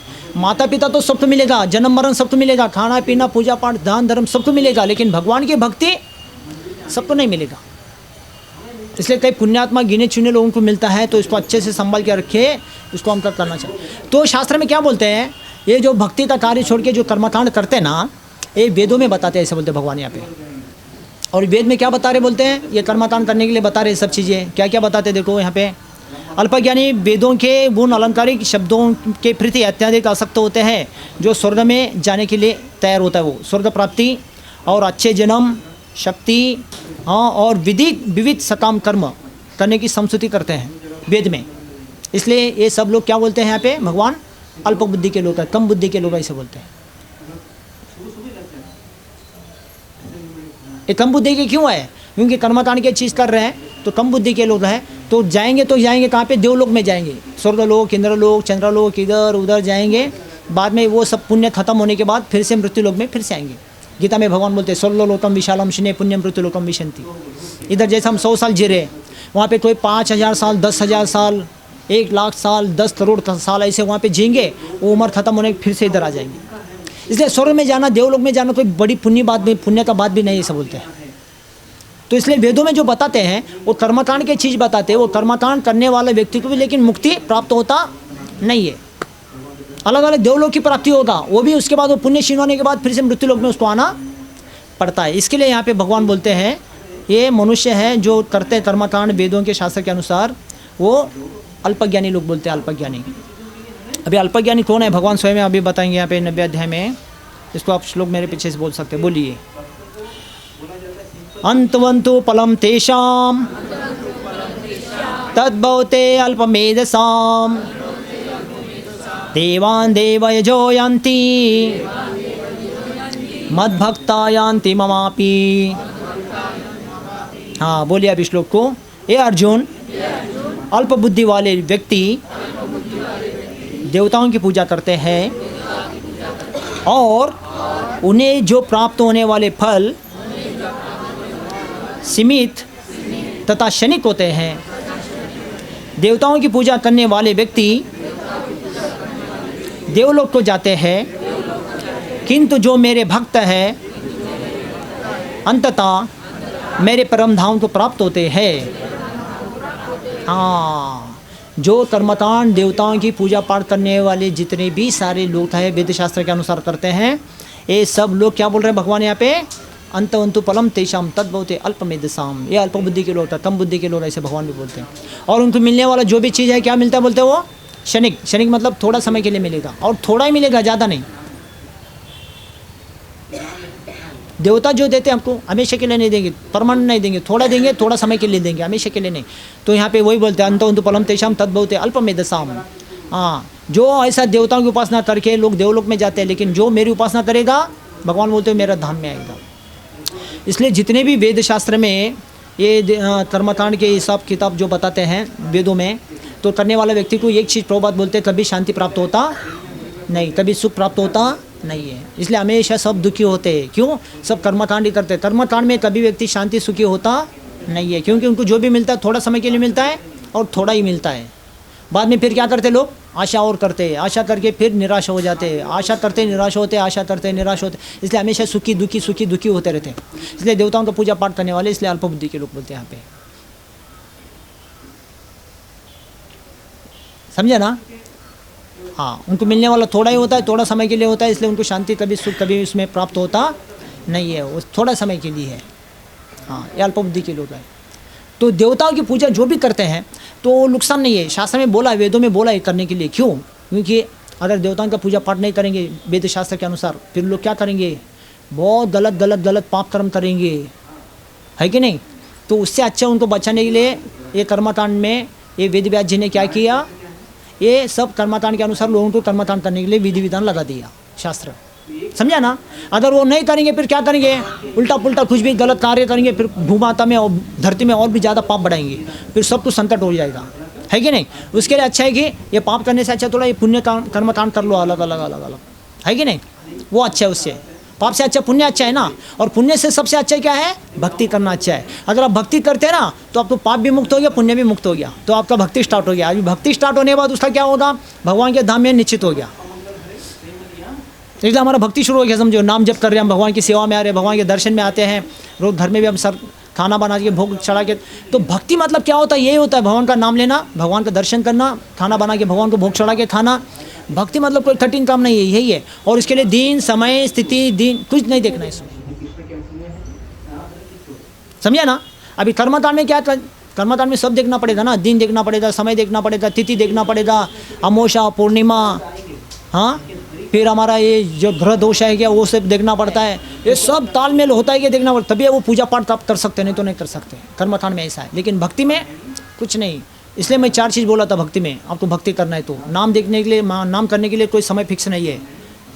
जिस दिन करना है वो दिन भाग्य बन जाता है। दिन भी देखना नहीं है आपको, और उसके बाद दिशा भी देखना नहीं है, और स्थान भी देखना नहीं है। अगर ये सब देखते रहेंगे ना, आप कोई भी सोसाइटी में रह नहीं सकते, फिर आज कोई भी समाज में रह नहीं सकते। क्योंकि ऐसे सोसाइटी में, ऐसे समाज में हम रहते हैं, है ना? समझो 5 माले का बंगले में हम 3 माले के बीच में रह रहे, फ्लैट में, नीचे ऊपर लोग रहते हैं, और बीच में कोई आदमी मर गया समझो, और ऊपर वाले बैठ के खा रहे, नीचे सो रहे, और बीच में ये मर गया, तो पूरा वो बंगला पूरा सुतक हो जाता ना, मुची हो जाता ना। ऐसे बंगले में हम रहते, वो मुर्दे को लेके आते, नहाते धोते, फिर पूरा बंगले को थोड़ी धोते क्या? देखो पूरा बंगला कंटेनमेंट हो जाता ना, पूरा बंगला शुद्ध हो जाता, फिर पूरा बंगले को धोना पड़ेगा। कोई धोता क्या? ऐसा धोता ही नहीं है, सब मुची हो जाता है। इसलिए आज ऐसे समाज में स्थिति में आप लोगों को रहना, हमारे जैसा संन्यास लेना पड़ेगा रह नहीं सकते। तो यही है, समझा ना? नहीं तो कोई जन्म ले रहा है, कोई मर रहे हैं, हम नीचे बैठ के खा रहे, ऊपर स्लैब है केवल, बस वो स्लैब को निकाल दे तो ऊपर बैठ के खा रहे लोग, और इधर हम सो रहे, और नीचे वाले मर रहे। कोई सब सोसाइटी आज ऐसा है ना समाज में, है ना? फिर वही बंगले में हम लोग रहते, पूरा बंगला कैसा है देखो। पहले ऐसा सिस्टम नहीं था, पूरे सिंगल घर होते थे ना, तो सब खुला खुला। अच्छा, आज भी गांव में ऐसे सिस्टम है, लेकिन आज समाज में, सिटी में हम लोग रहते ना, तो ये बंगला सोसाइटी सिस्टम सब ऐसे है ना, तो इसलिए तो कंटेनमेंट हो जाता है सभी चीज़ में। इसलिए हमेशा माताई के अनुसार माताई जप करेंगे, बच्चे के अनुसार बच्चे करेंगे, प्रभु के अनुसार प्रभु जी जप करेंगे। समय स्थिति के अनुसार सब लोग अपने अपने समय की स्थिति में जप करते रहेंगे ना, वो घर हमेशा शुद्ध पवित्र रहेगा, और घर का वाइब्रेशन भी बहुत अच्छा रहता है। ये सब दोष सूतक सब निकल जाता है। हाँ, इसलिए कितना भी मुची कार्य हो उसमें भगवान का नाम जप करना चाहिए। ऐसे बोलते ना, महाप्रभु चैतन्य देव बोला, बोलिए, मुची और सुची, सब जोर से बोलो, खाए ना सब लोग? ऐसा लग रहा है पिछले संडे को खाया और आ जाए, अब तक और भूखे ऐसा लग रहा है। जोर से बोलो, मुची और सुची यदि कृष्ण भजे, हाँ, सुची हो मुची यदि कृष्ण तेजे। हाँ, क्या बोला है? मुची है सुची, मुची से मुची व्यक्ति क्यों ना हो, अगर भगवान का नाम जप करे वो शुद्ध है, शुद्ध हो जाता है। मुची है सुची यदि कृष्ण भजे, कृष्ण का नाम भजन करता ना, हरे कृष्णा कृष्ण कृष्णा हरे हरे। हाँ, कितना भी कोई मुची कार्य में हो, मशान घाट में भी क्यों ना हो, बैठे होंगे ना, वो सारे मुर्दों का आत्मा शांति हो जाता है नाम जप करने से। आज भी आप जाओगे काशी में, इलाहाबाद में, हरिद्वार में, जितने भी गंगा के घाट में सारे रात में मुर्दे जलाने लेके आते, 6 से 9 से 12 तक। वहाँ पे शिव जी है ना, सबके कानों में ये मंत्र फूकते, हरे कृष्णा कृष्ण कृष्ण हरे हरे, हरे राम राम राम हरे हरे। ये मंत्र फूकने से जितने भी आत्मा जल के मरते ना, वो सब शुद्ध हो के मुक्त हो जाते। बोलते एक भी मुर्दे का बास आता नहीं वहाँ पे। नहीं तो मशानदार में एक भी मुर्दे को जलाते इतना बदबू मारता, सोचो। लेकिन काशी में ये देखा जाता है, हरिद्वार में, वृंदावन में ये देखा जाता है, जितने भी मुर्दे जलाते हैं वहाँ पे भगवान स्वयं मंत्र फूकते कान में। इसलिए कोई आत्मा का कुछ भी होता नहीं, सब सद्गति प्राप्ति करते हैं। ये मंत्र का शक्ति ये है। तो इसलिए मुची से मुची व्यक्ति भी या मुची से मुची कार्य भी हो रहा होता अपने घर परिवार समाज में, हम सोसाइटी में रह रहे हैं, लेकिन वहाँ पे अगर नाम जप करते ना वो सब सूची हो जाता है। मुची है सूची यदि कृष्ण भजे, और सूची है मुची यदि कृष्ण त्यजे। अगर कोई ब्राह्मण परिवार में जन्म लिया, अच्छे सुसंस्कृत परिवार में, अगर वो भगवान का नाम भक्ति भजन नहीं कर रहा है तो वो क्या बोलते हैं? मुची है, ऐसे बोलते हैं। सूची है मुची यदि कृष्ण त्यजे, अगर कृष्ण का भजन नहीं कर रहा है, कृष्ण को त्याग दिया, भजन नहीं कर रहा है, तो अच्छा परिवार में मैं सुशिक्षित हूँ बोलता है, सुशिक्षित है लेकिन बेकार है, भगवान का भजन नहीं किया, इसलिए वो मुची माना जाता है। समझा ना दो चीज? पहला क्या बोला? मुची है सुची यदि कृष्ण भजे, मुची से मुची व्यक्ति शुद्ध हो जाता है, कैसे? भजन करने से। और मुची है सूची यदि कृष्ण तेजे, नहीं सूची है मुची यदि कृष्ण तेजे। सूची से सूची व्यक्ति दिन में 2, 3, 4 टाइम नहाता होगा, मैं ब्राह्मण हूँ, ये हूँ, वो हूँ, सब करता होगा, लेकिन अगर भगवान का भजन पूजन नहीं करता है, कर्मकांड में है ना, वो मुची माना जाता है। इसके लिए ये 4 वेद है ना, रुद्रवेद, अथर्ववेद, सामवेद, यजुर्वेद, कौन लिखा है ये 4 वेदों को? वेद व्यास जी ने लिखा। वेद व्यास जी 4 वेदों को लेकर डिस्टर्ब हो गए, इसलिए कर्मकांड जो भी करते हैं ना, इसलिए सब लोग डिस्टर्ब रहते हैं, क्योंकि वेद व्यास स्वयं डिस्टर्ब है तो हम क्यों नहीं डिस्टर्ब रहेंगे? समझे ना?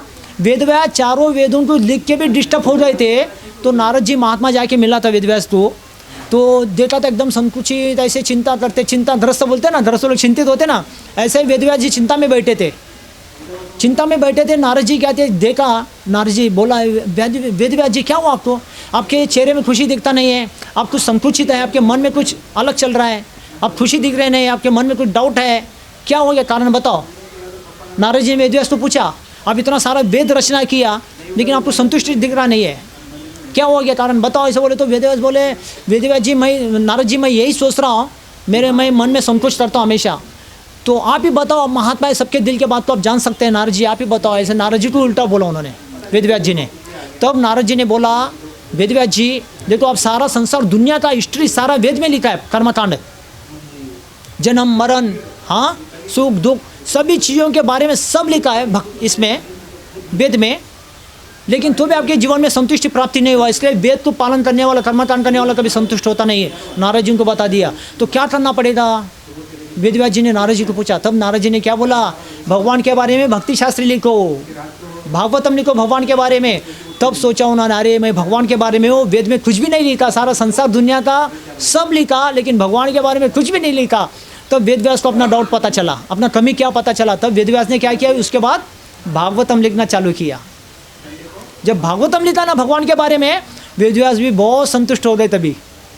तब नारद जी को उन्होंने हाथ जोड़ के माफ़ी मांगा, नारद जी स्वयं मेरा जो दिल का बात आप बताया, मेरा जो कमी था वो निकाल दिया आपने, अभी मैं भागवतम भगवान के बारे में लिखा ना, मैं बहुत संतुष्ट हो गया, ऐसा बोला उन्होंने।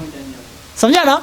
इसलिए देखो, कर्मकांड जितना भी करो आदमी को संतुष्ट होता नहीं, लेकिन भगवान के बारे में थोड़ा भी करो आदमी संतुष्ट हो जाता है, क्योंकि भक्ति ऐसा है।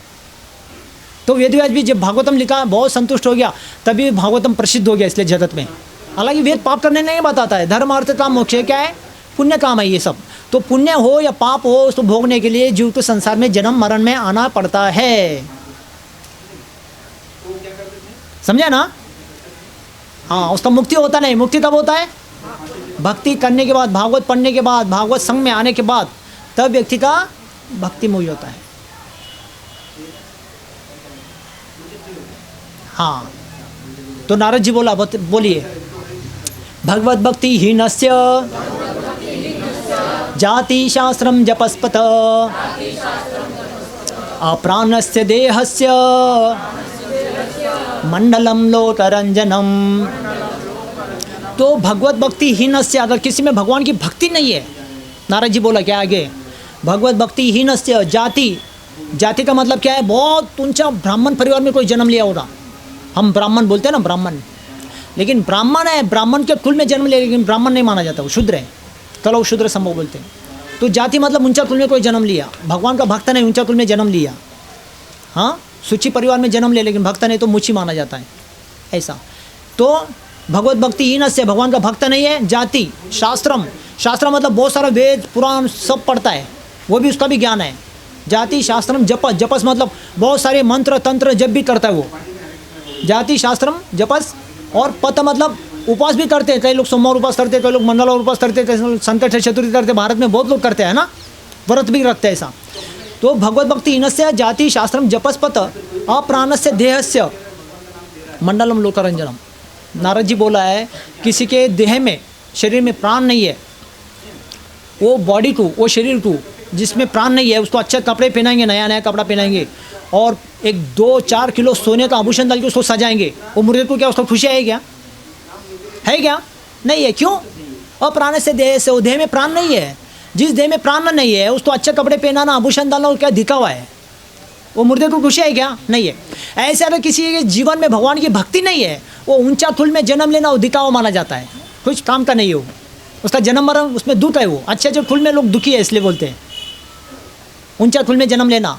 भगवत भक्ति इनस्य जाति, ऊंचा थुल में जन्म लेना, जाति शास्त्रम और ये सारा वेद पाठ करना वो भी दुखी है। तो वेद व्यास जी दुखी थे, हम भी दुखी है इसलिए ऐसे बोलते हो। जाति शास्त्रम और जपस और बहुत सारे मंत्र तंत्र जप करने वाले भी वो भी ऐसे ही है, और उपास तपास करने वाले वो भी ऐसे ही ऐसे बोलते हैं। हाँ, सब लोगों को समस्या है। तो भगवान की भक्ति क्या है? एक चीज़ उत्तम है भक्ति, तो एक भगवान की भक्ति है, बाकी 4 चीज़ें है। भगवत भक्ति इनस्य जाति शास्त्रम जपस्पत, बाकी 4 चीज़ें। ये 4 क्या है? ऊंचा कुल में जन्म लेना, अच्छा पढ़ाई करना, हाँ, अच्छा जप तप करना और अच्छा शास्त्र का अध्ययन करना, ये उपास तपास करना, ये 4 चीज़ें बहुत अच्छा गुण है ये। लेकिन अगर भगवान की भक्ति के साथ नहीं तो क्या है? सब फेल। एक है, एक के साथ 4 जीरो, 1 और 4 जीरो कितना हो गया? हाँ, 1 और 4 जीरो 400 होता है। हाँ, 10,000 ना। अभी 1 है, 1 जीरो कितना हो गया? 1 और 2 जीरो, हाँ, 1 और 3 जीरो और 4 जीरो। हाँ, तो अगर 1 नहीं है, ये 4 जीरो जीरो जीरो जीरो है, उसका कोई वैल्यू नहीं, कीमत नहीं है। ऊंचा कुल में जन्म लेना, पढ़ाई करना, उपास तपास करना, है ना, मंत्र तंत्र करना, सब उसका कोई कीमत नहीं वैल्यू। इसलिए कर्मकांड में सब लोग करते हैं, उसका कीमत नहीं, क्योंकि वो भक्ति से जुड़ा होना चाहिए। अगर वो भक्ति से जुड़ा नहीं है ना, उसका कोई कीमत हाँ नहीं है। इसलिए गीता में भगवान ने बोला है ये जो भी करते हैं मेरे प्रसन्नता के लिए मेरे से जुड़ के करना चाहिए। 90वें अध्याय में भगवान ने बोला है, बोलो, यत् करोसि यदस्नासि यज्जियोसि ददासि यत् तपस्यासि कौन्तेय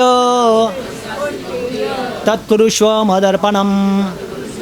बोलिए, हे अर्जुन, हे कुंती पुत्र, तुम जो कुछ करते हो, जो कुछ खाते हो, या जो भी अर्पित करते हो, या दान देते हो, या तपस्या करते हो, उसे मुझे अर्पित करते हुए करो। हाँ, यहाँ पे भगवान क्लियर कर रहे हैं, यत् करोसि यदस्नासि यज्जोसि ददासि यत् तपस्यसि कौन्तेय तत्कुरुष्व मदर्पणम। तो ये सारे चीज़ें भगवान को अर्पित करते हुए करते वो भक्ति हो जाता है, समझा ना। और भक्ति होने से व्यक्ति को क्या होता है? ये संसार से भगवान की प्राप्ति होती है। अगर वो भगवान से जुड़े नहीं है, केवल ऐसे कर्मकांड में ये सब लग के करते हैं, तो क्या होता है? मैं बोला उसके लिए उसका जन्म मरण अलग ही। वो कर्मकांड में करना पाप नहीं है, पुण्य है। अभी पाप का फल हो, पुण्य का फल हो, उसको जन्म लेना पड़ता है भोगने के लिए, झेलने के लिए। इसलिए कर्मकांड करना, इसके लिए भगवान बोलते हैं वो कम बुद्धि के लोगों का काम है। हाँ, ऐसा बोला उन्होंने। अल्प बुद्धि मनुष्य वेदों के कर्मकांड के भाषाओं को पालन करते हैं। तो बुद्धिमान कौन है? जो भगवान की भक्ति करते, वही बुद्धिमान है। फिर वो बुढ़ी माता जी हो, छोटा बच्चा हो, तो जवान हो, या ऊंचे परिवार के हो, छोटे परिवार के हो, कोई भी है, भगवान की भक्ति करते, प्रभुपाद बोलते हैं परफेक्ट जेंटलमैन, बुद्धिमान व्यक्ति उसको माना जाता है। क्या माना जाता है? हाँ, कोई भी, फिर बुढ़ा बुढ़ी हो या छोटा बच्चा हो, बड़ा बच्चा हो, छोटे घराने में बड़े, जो भगवान की भक्ति में जुड़ के कर रहे हैं उसको परफेक्ट जेंटलमैन, बुद्धिमान व्यक्ति बोलते। क्यों? जो करना चाहिए कर रहा है। नहीं तो अच्छा पढ़ा लिखा सब कुछ कर रहा है, लेकिन क्या कर रहा है? कर्माकांड के छोटे मोटे चीज़ें कर रहा है, जिसमें बार बार उसको आना जाना पड़ रहा है। इसलिए भक्ति करने वाला सबसे उत्तम व्यक्ति माना जाता है। इसलिए भगवान बोलते हैं जो मेरी भक्ति करते ना, उसकी भोजन की व्यवस्था मैं करता हूँ, उसको कोई चिंता नहीं करना है। इसके ऊपर बहुत अच्छा उदाहरण है, कथा है, मैं आपको सुनाता हूँ, ध्यान से सुनिए, कथा बहुत बढ़िया है। ब्रज में हुआ ये घटना, सत्य में। हाँ, वृंदावन में गोचारण के लिए भ्रमण कर रहे थे, वहाँ पे नारद जी आया था। एक बुढ़ी माँ क्या कर रही थी ब्रज में, ब्रजवासी, ऐसे बुढ़ी माता थी। आपका सगनी माता कितना उम्र है आपका? हाँ हाँ 62 उम्र है माता जी का। वो माता जी का 65 उम्र था, बुढ़ी माता जी ब्रजवासी, बहुत बुढ़ी थी। तो क्या करती थी, उसका पति नहीं था, बच्चे थे, वो बच्चे भी शादी होके दूर चले गए, बुढ़ी के साथ कोई नहीं। और बुढ़ी माता का घर भी ठीक नहीं था, ब्रजवासी थी वो, ऐसे फटा फूटा घर छत में रहती थी वो। फिर अपना जीवन कैसे गुजारती थी वो? हाँ, एक गाय था, गाय का दूध बेच से उसका जीवन चलाता था। बाद में समय के अनुसार वो गाय भी बुढ़ी होकर भी चला गया। फिर कैसे चलना है जीवन? फिर घर में सभी सब घर में पहले चक्की होते थे, आटा पीसने का चक्की होता था ना, ऐसा चक्की बोलते, उसको क्या बोलते हैं? हाँ, जाता मराठी में बोलते हैं, हिंदी में क्या बोलते हैं? चक्की बोलते हैं ना। हाँ चक्की, सब उसमें गेहूँ डाल के आटा पीस के जीवन आटा बना रोटी बनाते थे लोग ना पहला। तो वो बुढ़ी के घर में भी वो चक्की था ऐसा, तो उसमें गेहूँ डाल के आटा पीसती थी वो। हाँ 20 किलो गेहूँ लाता था, 10 किलो बेचता था मार्केट में, 10 किलो अपने जीवन को चलाता था वो। तो भगवान का नाम लेते लेते आटे चक्की पीसती थी वो। हरे कृष्णा कृष्णा कृष्णा हरे हरे, हरे राम राम राम हरे हरे, ऐसे भगवान का नाम लेते लेते चक्की घुमा के ना आटा पीसती थी। पूरा पसीना पसीना हो जाता था बुढ़ी का, इतना मेहनत करती थी वो। और वो आटा बाहर मार्केट में बेचती थी, उसके पैसा जीवन से अपना चलाती थी वो। एक बार नारद जी देखा, ये भगवान के इतने भक्त है, बड़े हैं, नाम लेती लेती इतना सेवा करती है, और कष्ट तो कितना है देखो, छत भी ठीक नहीं रहने का, कपड़ा भी ठीक नहीं, खाने को ठीक नहीं, आगे पीछे कोई है ही नहीं, बुढ़ी है, भगवान के बड़े भक्त है। तो नारद जी को प्रश्न पड़ा, ऐसे नारायण के भक्त ऐसे दरिद्र क्यों होते? भगवान के भक्त तो अच्छे अमीर होना चाहिए, उल्टा जो भक्ति करता नहीं, नास्तिक है, भगवान को मानता जानता कुछ नहीं है, उसको खाना पीना सब कुछ भगवान देते हैं, ऐसा होता ना। कई लोग प्रश्न भी पूछते, प्रभु जी ये तो कुछ करता नहीं, उनका तो बहुत कुछ है, 2-2 3-3 4-4 गाड़ी है, पैसा है, खाना पीना सब कुछ चल रहा है, और हम तो भक्त है, ये है, उल्टा हमको समस्या आता है, ये आता है, वो आता है, ऐसा वैसा बोलते लोग, इसलिए भगवान के ऊपर दिल उठ जाता उनका। तो नारद जी को ऐसे प्रश्न पड़ा, ये बुढ़ी माँ भगवान की भक्त है, इतना होने इतना दरिद्र क्यों है? खाने को ठीक नहीं, आगे पीछे कोई नहीं, घर भी ठीक नहीं है, पैसा भी नहीं है, कैसे जी की बुढ़ी? नारायण के भक्त दरिद्र है, ऐसे तैसे नारद जी को प्रश्न पड़ा। जाके भगवान को बोला, अरे लाला देखो, हम देखते हैं सारा संसार दुनिया में जो खाते पीते ऐसे आपके भजन भक्ति तो कुछ नहीं कर, और उनके पास तो आप सब कुछ देते हो, और जो आपके भगत है, जो नाम जप करते, सेवा करते, भक्ति में ऐसे लोग हैं, मैं देखता हूँ आपके नाम में भजन में तल्लीन है, और ये बहुत दुखी हो जाते, ऐसे क्यों है? वो दरिद्र है नारायण के भक्त, मेरे को लगता है। भगवान ने बोला नारायण का भक्त कभी दरिद्र नहीं, जो नारायण की भक्ति नहीं करते वो दरिद्र है, ऐसा बोला नारद जी। भगवान ने क्या बोला? अरे नारद, जो नारायण की भक्ति करते ना वो दरिद्र कभी हो ही नहीं सकता है, जो नहीं करते ना वो सबसे बड़ा दरिद्र है।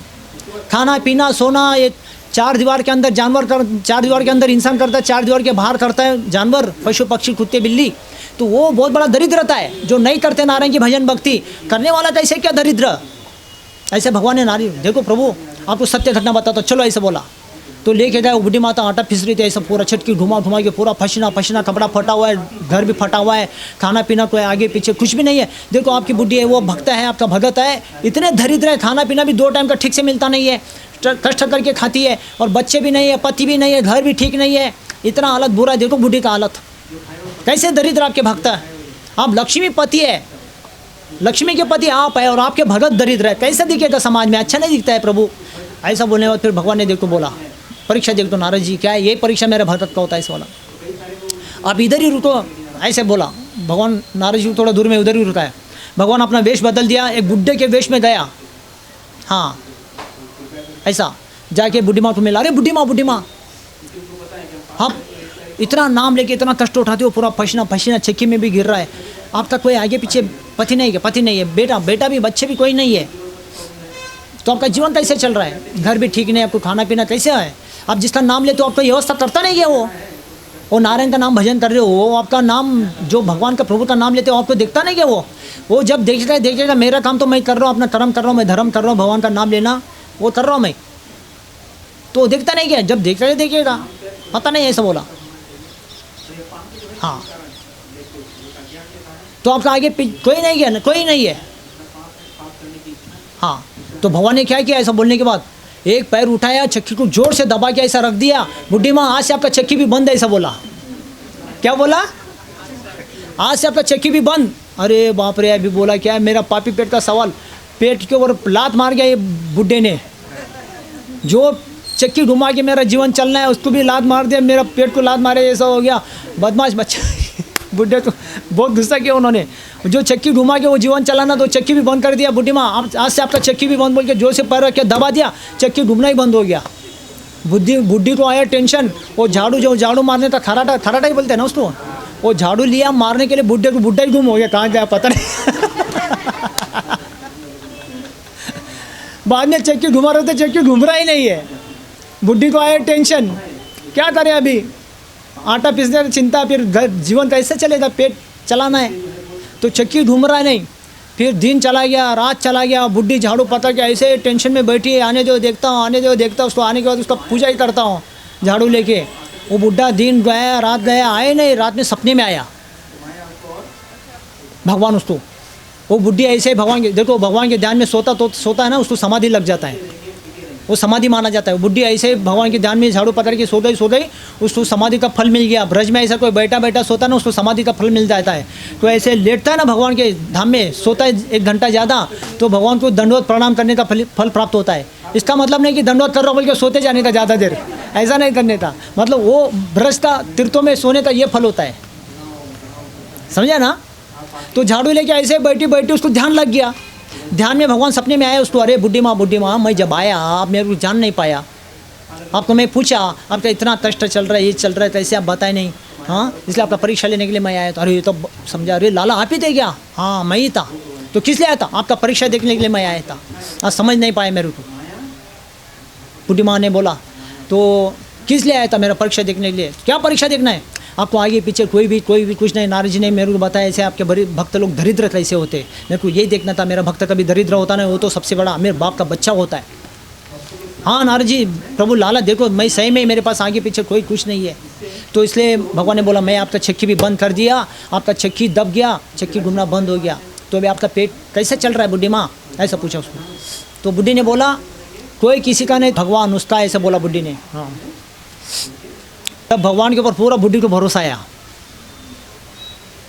पहले किसके ऊपर भरोसा था उसको, हाँ चक्की के ऊपर। तो भगवान वो चक्की के ऊपर का भरोसा उड़ा के अपने ऊपर भरोसा लाने के लिए उसको परीक्षा देखा भगवान ने बोला सही ने बुढ़ी, अभी आप बुढ़ी माँ आप मेरे ऊपर भरोसा रखा ना, तो अभी आपको इतना कष्ट करने का जरूर नहीं, मेरा भक्त कभी दरिद्र होता नहीं, मैं नारद को यही शिक्षा सिखाना चाहता हूँ। इसलिए आप क्या करो, सुबह उठो भोर में, यमुना में जाओ, नहा के आओ, लोटे से पानी लेके आओ नहा के, और वो जो चक्की को धो दो अच्छे से। वो चक्की के ऊपर मैं पैर रख के दबा के बोला ना, चक्की ऐसे घूमना बंद हो जाएगा। वो चक्की के ऊपर मेरा पैर का निशाना पड़ा है, चरण निशान पड़ा है उसके ऊपर, चक्की के ऊपर। आज भी देखो आप गूगल से सर्च करो, झाड़ू मंडल बोल के जगह है ब्रज में, आज भी वो जगह मिलता है आपको, वहाँ पे वो चक्की के ऊपर भगवान के चरण निशान दिखते हैं आज भी। तो बुढ़ी माँ को बोला भगवान ने, बुढ़ी माँ वो चक्की को पानी से धो दो अच्छे से, और तुलसी चंदन से पूजा करो, फूल चढ़ाओ अच्छे से, और आरती उतारो, पूजा करो, और सारे ब्रजवासी सारे गाँव वालों को बताओ लाला ने आके मेरे को यहाँ पे चरण दर्शन दिया चक्की के ऊपर, भगवान ने मेरे को चरण दर्शन दिया चक्की के ऊपर, ऐसा बोल के सबको बता दो। सब लोग आएंगे, चरण दर्शन करेंगे मेरा, और सब लोग दान दक्षिणा लेके आएंगे, फल लेंगे, फूल लेके आएंगे, सब्जी लेके आएंगे, कोई दान दक्षिणा लेके आएंगे। वो दान दक्षिणा से आपसे जीवन चल जाएगा आराम से, आप इतना कष्ट उठाने का क्या जरूरत है, ऐसा बोला भगवान ने। बाद में बुढ़ी ने सुबह भोर में गया, यमुना में गया, लोटे से पानी लेके आया, वो चक्की को पूरा धोया, देखता तो वहाँ पे भगवान के चरण निशान छपा पड़ा उसके ऊपर, पूरा धो दिया उन्होंने। फिर चंदन तुलसी लगा के, फूल चढ़ा के, पूरा बहुत अच्छा पूजा आरती करके सारे गांव ब्रजवासियों को बुलाया उन्होंने। सब लोग आके लाला का चरण का दर्शन किया, वहाँ पे दर्शन करके सब लोगों ने फूल फल पक्षणा दान दक्षिणा सब दे दिया। बुढ़ी माँ को इतना होता था ना, बाद में वो पैसा जमा करके वो बुढ़ी माँ ने क्या किया, मंदिर बना के रख दिया। वो मंदिर आज भी है, राधा गोविंद देव मंदिर वृंदावन में,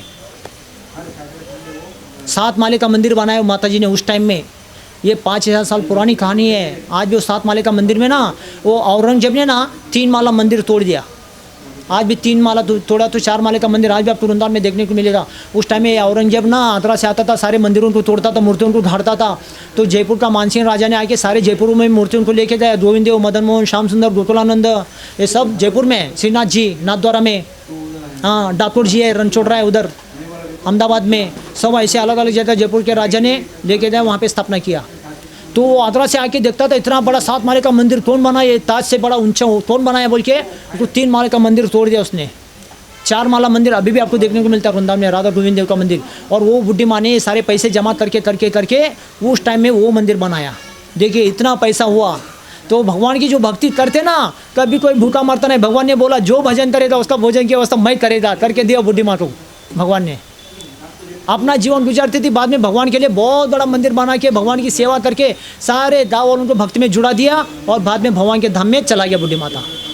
आज भी उनके परंपरा में वहाँ पे मंदिर की पूजा पाठ होता है। वो राधा गोविंद देव का मंदिर अभी जयपुर में है, मूर्ति, ओरिजिनल मूर्ति जो कृष्ण के पुत्र वज्रनाभ देवता ने बना के लिया विश्वकर्मा देवता से।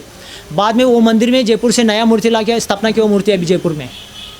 देखो बुढ़ी माँ ऐसे भगवान की भक्ति करके दिखाया, तो भगवान ने उसको जरूर व्यवस्था किया, और वो पैसे से बुढ़ी माँ का जीवन पूरा चलता था। बाद में वो पैसे से दान दक्षिण जमा करके बुढ़ी माँ ने मंदिर बनाया, सारे गाँव वालों को भक्ति में जुड़ा के भगवान की सेवा में जुड़ा दिया, सब लोग खुश हो गया। आज भी वो मंदिर में आपको देखने को मिलता है सब। हाँ, वहाँ पे वो चक्की भी मिलेगा, वहाँ पे भगवान का चरण दर्शन भी मिलता है आपको। हाँ, फिर वो जगह का नाम पड़ा क्या है, झाड़ू मंडल। मंडल मतलब वो एरिया, और झाड़ू लेके बैठी थी वो मंडल में। बुड्ढा आने दो इस एरिया में, कहीं भी आएगा ना उसको मैं झाड़ू लेके मारूंगा। मेरे पेट के ऊपर पैर मार दिया बुड्ढे ने, लाला ने, है ना, तो इसके लिए उसको झाड़ू लेके मारूंगा बोलते ना। पूरा उस जगह में घूमती थी बुड्ढा, वो बुड्ढा आने दो इसी जगह से, कहीं से भी आएगा ना वो झाड़ू लेके मारूंगा। इसलिए वो एरिया का नाम पड़ा है झाड़ू मंडल। वो ब्रज डायलॉग में भी आपको नाम मिलेगा, झाड़ू मंडल। वो जगह में आज भी चक्की है, भगवान का चरण दर्शन है। बहुत सारे यात्री लोग जाते हैं वो चक्की का दर्शन करने के लिए जाते, भगवान का चरण दर्शन करने के लिए जाते। देखो वो चक्की के ऊपर निशाना भगवान का पड़ा हुआ है। आज भी वृंदावन में बहुत सारे गोचरण में भगवान जाते थे, पहाड़ों में ना, चरण पहाड़ी आज भी है, वो पहाड़ों में चरण पड़ा है भगवान का। तो सत्य घटा है। इसलिए भगवान के भक्त जो भी है ना, थोड़ा भक्ति करे या ज़्यादा भक्ति करे, गरीब हो, अमीर हो, छोटा हो, बुढ़ा हो, बुढ़ी हो, कोई भी हो, भगवान कभी उसको जीवन में भूखा रखते नहीं है। भजन करेगा, भोजन की व्यवस्था भगवान जरूर करेगा।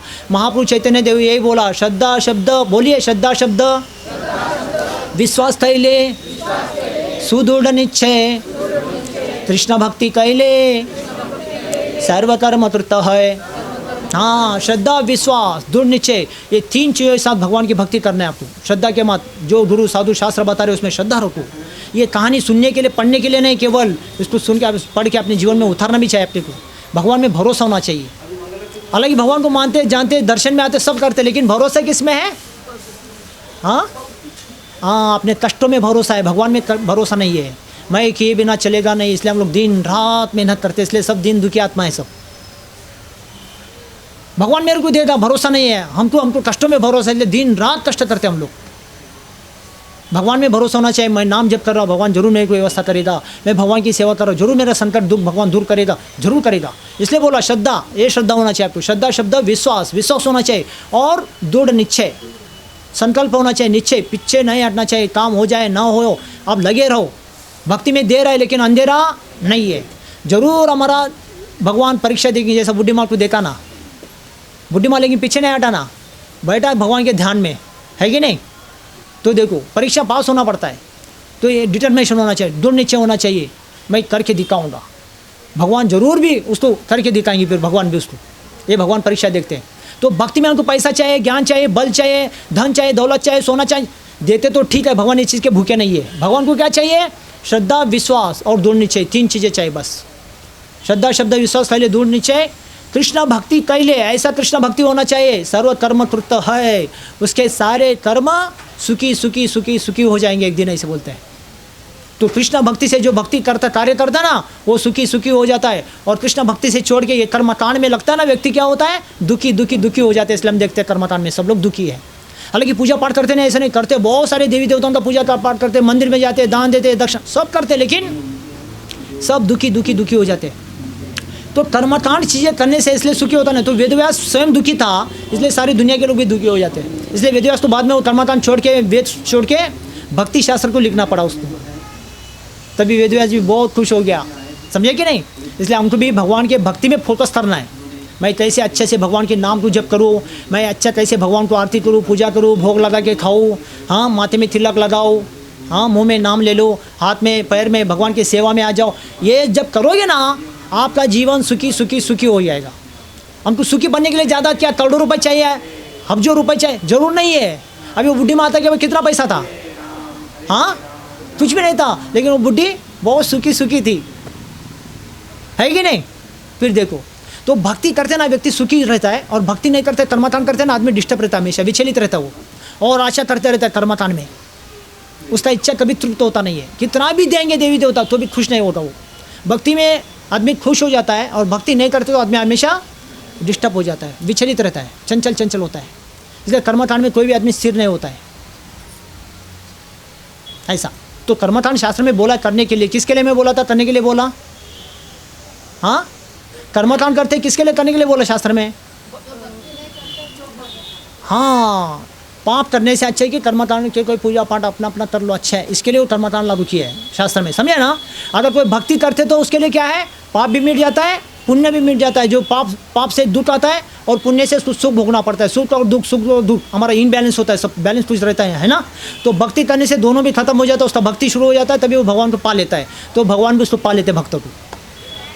ऐसे हमको भक्त बना के दिखाना चाहिए। भगवान भी खुश हो जाएंगे हमारे कार्य से, कर्म से, और हम भी खुश हो जाएंगे। इसलिए प्रभुपाद जी ने बोला जो भक्ति करते हैं वो जेंटलमैन, बुद्धिमान है, ऐसे बोला। और जो भक्ति नहीं करते वो कौन है? वो मेंटल। अच्छा, बच्चा बोलता देखो ना, मैं नहीं बोला, बच्चा बोला है, भगवान ने, समझे ना। तो इसलिए भक्ति करते व्यक्ति सुखी हो जाता है, भक्ति नहीं करते दुखी हो जाते हैं। कर्मकांड में व्यक्ति दुखी हो जाता है, जैसे वेद व्यास भी डिस्टर्ब हुआ था, है ना। इसलिए हमको सुखी रहना है। अभी सुखी का दिन आ रहा है, नया साल का दिन, हैप्पी न्यू ईयर ऐसे बोलते ना, हैप्पी दिवाली चला, अभी हैप्पी न्यू ईयर। हाँ, खुशी का नया साल आ रहा है कि नहीं। तो हमको क्या करना है, खुशी रहना है ना। कितना दिन रहना है खुशी? एक दिन, है ना। साल भर कष्ट उठाओ, एक दिन खुशी रहो, ऐसा है नहीं। कितना? 365 दिन, है ना। 365 दिन, एक साल खुशी रहना, बाकी साल दुख रहना है क्या? अरे नहीं। कितना साल? हाँ, 100 साल, है ना। कितने साल, कितने लोग 100 साल जीना चाहते हैं? हाथ उठा देखेंगे। 100 साल हाथ उठा। अरे कोई उठाना नहीं चाहते। समझ में आ रहा है क्या? 100 साल कितना जीना? अभी कोरोना आने वाला, अभी वायरस चालू हो गया, जल्दी निकल जाना अच्छा है, समझे कि नहीं। आप 100 साल या 2 साल, अभी लोग बोलते थे 100 साल का 1000 साल होने दो, शादी में बोलते थे ना लोग, शादी के सालगिरह में 100 का 1000 हो, 1000 हो, ऐसे बोलते थे। अभी वो अभी घट गया, वो कोई रहना नहीं चाहते 100 साल अभी। इसलिए अभी हाथ उठा बोले तो उठा रहा है नहीं कोई। अभी नया वायरस फिर चालू हो गया आना। जितना रहोगे ना इतना वायरस पकड़ के लोगों को तकलीफ होगी, मरने वाले लोग। इसलिए अच्छा है कि क्या करो, जल्दी भक्ति करो, पक्के हो जाओ और निकल जाओ, संसार से मुक्ति हो जाओ, भगवान कृष्ण के राधे के पास जाएंगे वैकुंठ में, दो लोग धाम में। ये करना अच्छा है कि नहीं। हाँ, तो कितना साल जीने फिर हाथ उठा भी। अरे हाथ उठाओ, चलो 100 साल कोई जीना चाहते कि नहीं? कोई भी नहीं चाहते। चलो 50 साल, 50 साल, वो भी हाथ उठ रहा नहीं तो। 50 ऑलरेडी हो गया, मेरा भी 50 हो गया अभी जनवरी को। मेरा भी 26 जनवरी को 51 स्टार्ट हो जाएगा। मैं भी 50 साल हो गया, मेरा भी आधा बुढ़ापा हो गया, समझे कि नहीं। अच्छा हो गया, मेरा 40 साल भजन ही चला मेरे जीवन में, इस्कॉन में। 10 साल की उम्र में भक्ति पकड़ लिया 1984 में। अभी मेरा 40 साल भजन हो रहा है। 10 साल घर में गुजारा, 40 साल आश्रम में गुजारा, गुरु के आश्रम में। अभी जितना भी साल रहूँगा, प्राण जाए पर वचन ना जाए, मैं ऐसे जीऊँगा भगवान की भक्ति करते हुए। हाँ, चलो 50 साल, अभी 60 साल कितने लोग जीना चाहते हैं? 10 साल बढ़ गया और। चलो आपकी इच्छा भी आप लोग बताना नहीं चाहते अभी, क्योंकि आप लोगों को थोड़ा दम टूट गया। अभी कितना साल कौन रहता है पता नहीं है। जितना भी साल आपको रहना है तो कैसा रहना है? हाँ, खुशी खुशी, हैप्पी हैप्पी रहना है, दुखी दुखी नहीं रहना है। खाना पीना, पैसा, धन दौलत, पढ़ाई बिढ़ाई सब होते हुए दुखी होकर मरना, भगवान को पा नहीं सकता कोई दुखी व्यक्ति ऐसा। भगवान को पाना है तो खुशी खुशी चाहिए, सब होते हुए खुशी खुशी जीवन बिताओ, जरूर ऐसा खुशी व्यक्ति भगवान को पा जाएगा।